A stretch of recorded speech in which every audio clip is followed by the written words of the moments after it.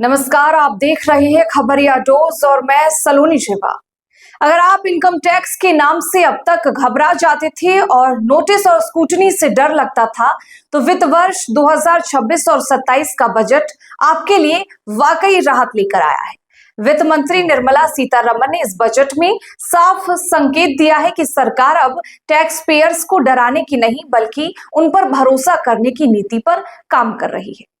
इस बजट की सबसे बड़ी और चौंकाने वाली घोषणा है कि इनकम टैक्स कानून का डिस्क्रिमिनलाइजेशन, यानी अब अगर किसी करदाता से आय छिपाने या रिटर्न में गड़बड़ी हो जाती है तो सीधे जेल नहीं भेजा जाएगा।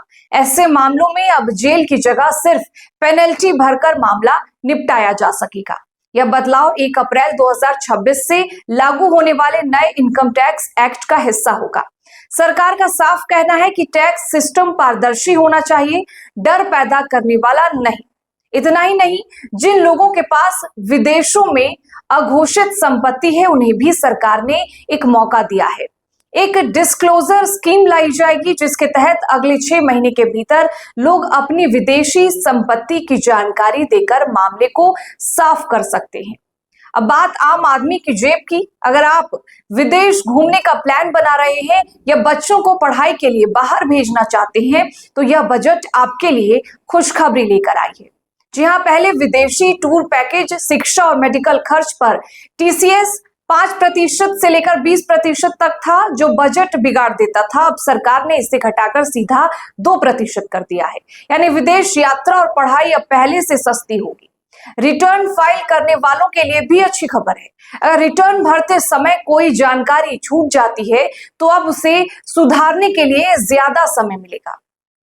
रिवाइज्ड रिटर्न अब आसान तरीके से और मामूली फीस देकर फाइल की जा सकेगी। जी हाँ, सरकार ने रिटर्न फाइल करने की तारीखें भी साफ कर दी है।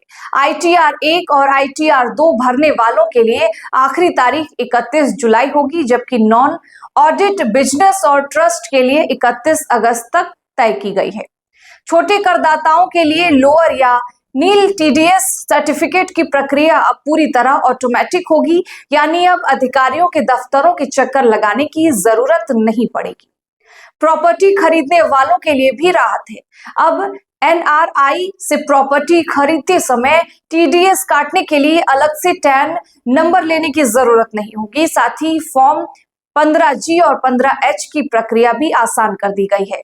कुल मिलाकर यह बजट टैक्स पेयर्स के लिए सख्ती नहीं, भरोसे और सहूलियत का संदेश लेकर आया है। अब इस पर आपकी क्या राय है, कमेंट बॉक्स में जरूर बताएं। साथ ही आपने अभी तक अगर हमारे चैनल को सब्सक्राइब नहीं किया है तो जल्द से जल्द सब्सक्राइब कर लें।